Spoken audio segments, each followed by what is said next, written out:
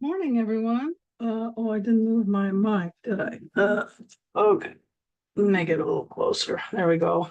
Um, this doing my podcast live saves me a lot of time, so I'm about 40 minutes early, but um, at least I'll be on time at 11.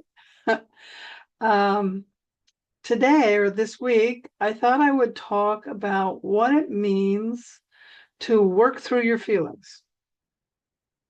You hear that from people all the time. Well, don't bottle up your feelings. You need to work through them, deal with your feelings. But what does that mean exactly? And how do you do that? And I thought I would talk first about what we do so that we don't have to work through them and what that does to our health when we don't work through them, or in other words, we avoid them. Um, some feelings, like grief, a lot of times we know just go cry. So you're sad, so you cry, but sometimes people can get depressed or they've lost a loved one. The stages of grieving, the first one is denial. So you can get stuck in denial, you can get stuck in depression. One of the biggest things that happens is the depression. And another thing that happens is anger. Anger is how we hide all our other feelings, probably one of the number one things that we do. As an acupuncturist, one of the questions we ask people is, how do you feel most of the time? And sometimes people will say very interesting things. Because if you're not on the spiritual path, if you are on the spiritual path, your answer is, I'm happy, I'm in bliss, because you're connected to source all the time. And it is happy and you are in bliss. But until you're able to do that, well, you're in an emotion almost always. It may be a simple emotion, like we have the five emotions associated with the yin yang organs. It's heart is overjoy.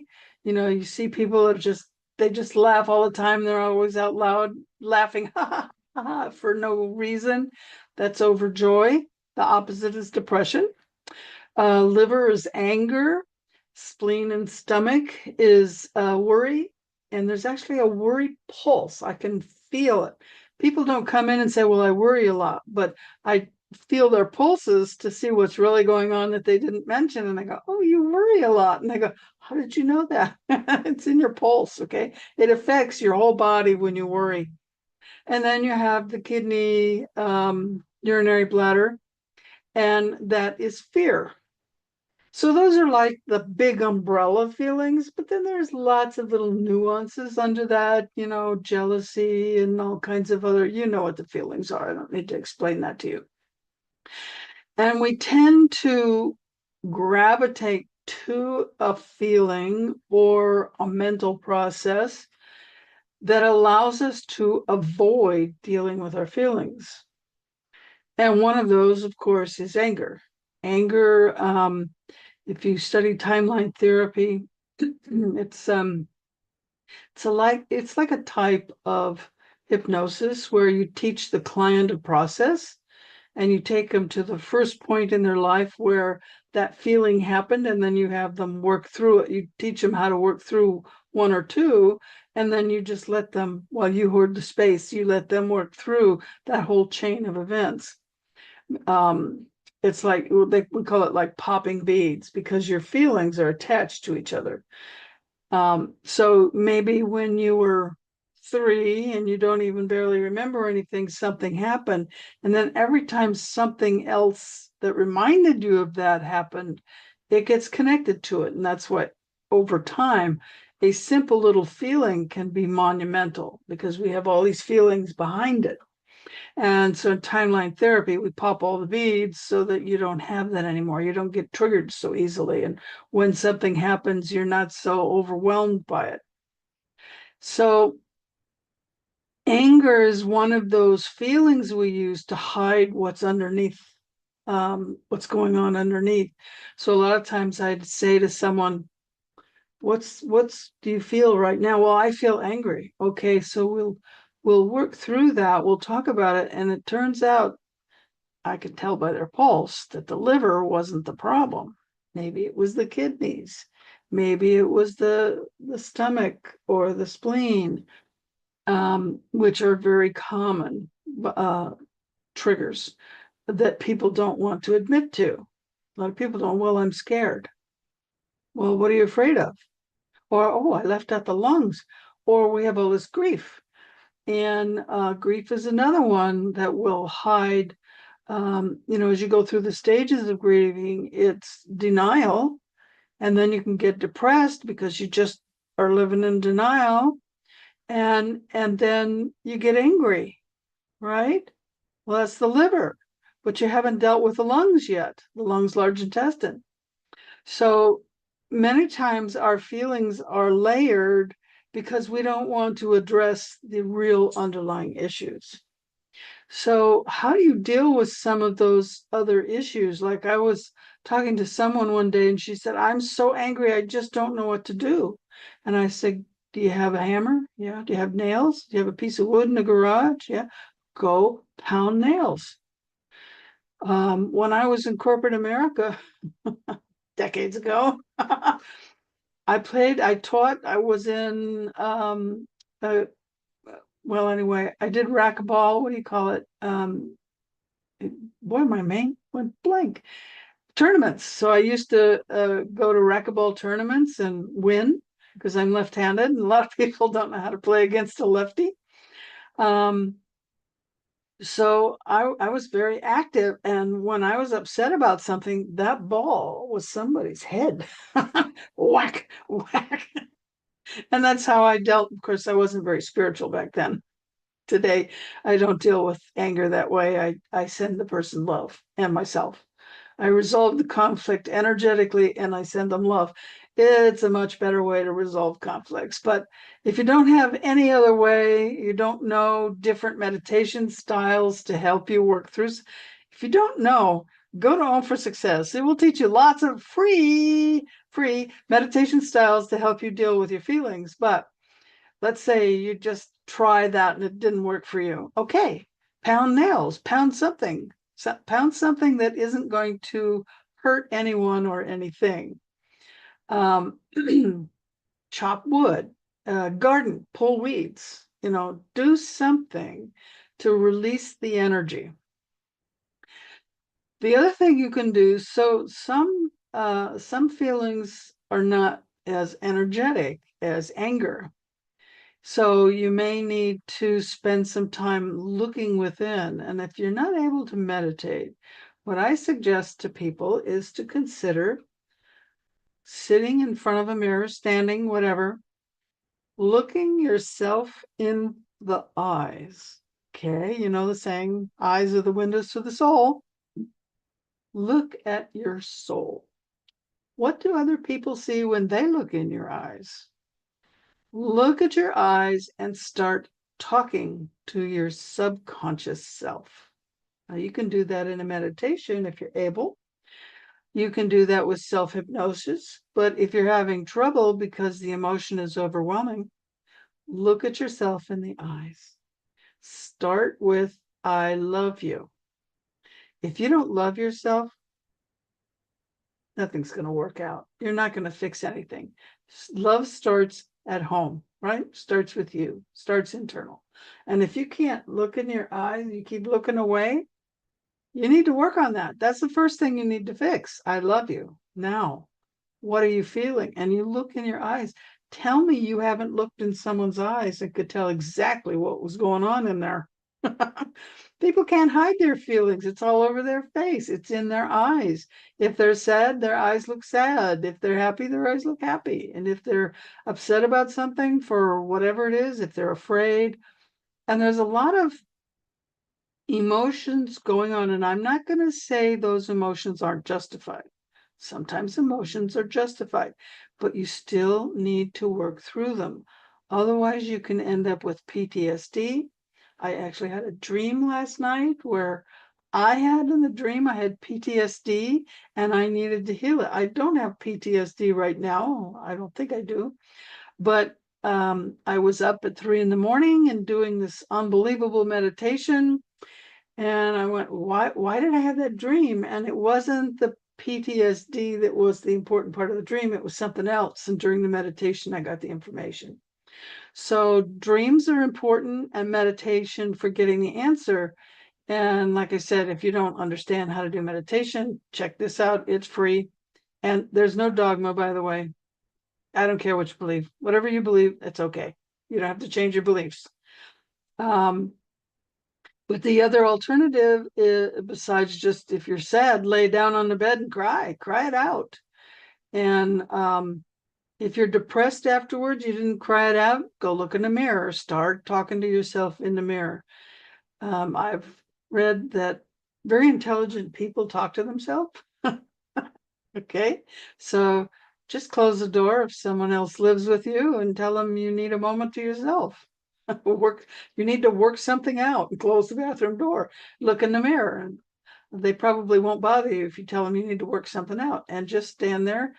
You may need a little bit of lavender or essential oil, or frankincense, or light a candle. Do it very spiritually, and look in the mirror and have a deep conversation. What do you see? And I'm not saying, oh, look, you're a little overweight. Oh, you're getting old. Oh, you got wrinkles. Oh, you got a little funny little spot right here on your forehead. No, we're not talking about that. Whatever you see in the mirror is perfect. It's perfection. It was created by source, divine, God, whatever you believe higher being is. If you don't believe in that, it was created by you. And guess what? Over time, we age. Gets life. Get over it. So just look in the mirror. You're not being critical. You're going to tell yourself you love you and mean it, because you can't love anyone else until you love yourself. And that's not selfish. Your cup has to be full before you can help someone else. So fill your cup up, and whatever spills over, that's what you can give. Okay, you don't give part of who you are. That's your essence. You keep that. That's who you are. That's your base. That's what creates you. That's what keeps you going. But whatever the excess is, so fill yourself up with love so that you have love for other people. When you have love for other people, now you can forgive. I've met so many people that are sick, that have something wrong, and I say, you need to forgive them. Oh, I'll never forgive them. I had a woman tell me once she wanted me to help her get pregnant. She says, I hate God. She's the only woman I helped get pregnant who had a miscarriage afterwards. Everyone else that I helped had a beautiful baby. Forgiveness is important. Babies come from God or a source or whatever you want to call it. So forgiveness is important, and you can't be in gratitude without forgiveness. How can you be grateful for anything if you're angry and upset and can't forgive? That doesn't mean you're going to allow that person or anyone else do the same to you. It was a learning experience. You learned, oh, what was my energy when that happened? Why did I allow that to happen? Stuff happens as we learn as a soul, and we learn, oh, we can't trust everyone. We need to make sure we vet them, if you will. Make sure before you get into a relationship, you know who the person is or whatever. Or even though they're related, they still can't be trusted. So you love them, but you keep your distance.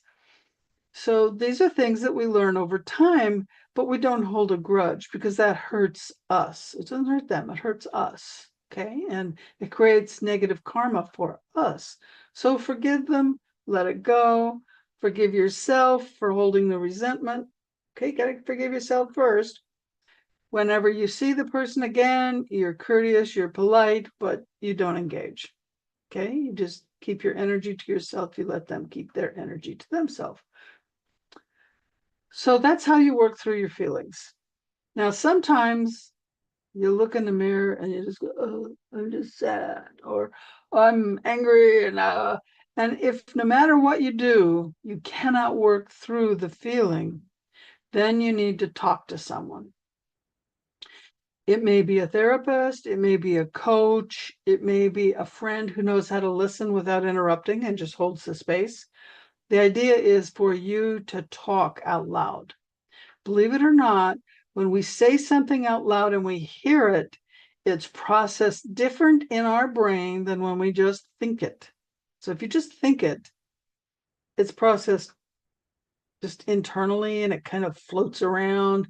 When we say it out loud to ourselves in the mirror, that usually will do it. But if it doesn't, then you may need help from someone else. So don't be afraid to get help. There's nothing wrong with help.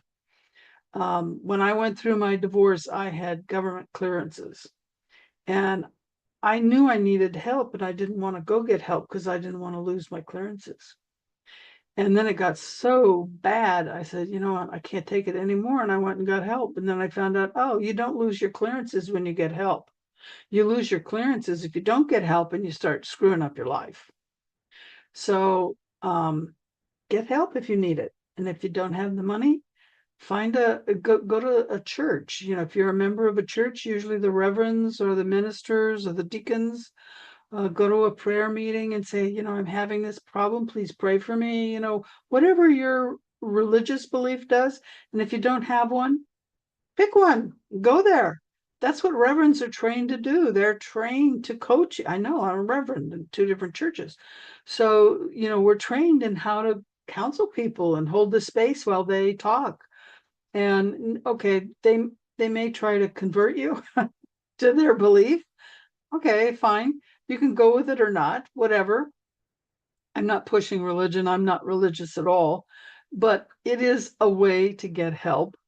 And usually they won't charge you. Most of them will just, oh, they just want to help you. If you have a loved one or a friend that will hold the space for you without judgment, because the last thing you need is to be told, well, what's the matter with you? Or you should have known better. You know, that's not what you need. What you need is someone that's just going to listen while you talk. And maybe on occasion, give you encouragement, tell you it's okay, it's not the end of the world. I know when I first left home, I had a really challenging childhood. And when I first went to college, that whole first year, I thought about suicide. I really did. I was suicidal because I had no purpose, I had no future, I had no reason to live. And someone said something to me and it snapped me out of it. So sometimes just interacting with people, source, God, whatever you believe in, is going to put something in their mouth they're going to say for no unknown reason. It's just going to come out of their mouth and it's going to hit you. And it's like, oh, good heavens, no wonder. I get it now. So being with people, which is the last thing you want to do when you're depressed, but being with people will also help you snap out of it because people are going to see through you. we can't hide who we are from other people. They see us better than we see ourselves. They may not see our intentions, but they do see our actions and they see the feelings on our face and they feel our energy. So if they're very empathic, they will know what's going on underneath. And if they're not empathic, they will just see what's going on and they may misinterpret it. But if you have some very enlightened friends or family, they may be able to help you. So it's very important to work through your feelings because if you don't, it builds up and it builds up. Remember, I told you about the pop beads. One feeling after another gets stuck on top until you're now some simple little thing happens. Someone says something that's innocuous, it's not important, and you are triggered and upset. And why? And it's because of all the stuff building up to that moment because you didn't deal with it. So we live in a world today where horrible things are happening. Depending on where you live, if you lived in North Carolina or Florida or Maui or the Middle East or some areas of Africa or even some areas in Asia and some places in Europe, there is stuff happening all over this world that's horrible. And I'm sorry for all of you in those situations, but you have to work through it. We cannot live in fear. We have to live in love. Living in fear is what the dark side wants, and that's how the dark side is trying to destroy humanity. There are people out there who want to destroy the earth and the human race. So don't give them that satisfaction. No matter what happens, be resilient, work through it, forgive, and send out love. Just send out love. Give yourself love, and as it overflows, that's what you send out. So I hope that helps you a little bit to know how to work through your feelings.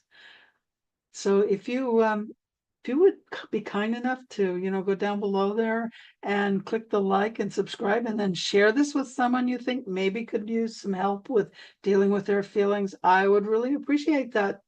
So thank you so much for joining us today. I really appreciate you. And remember to be the light you want to see in the world.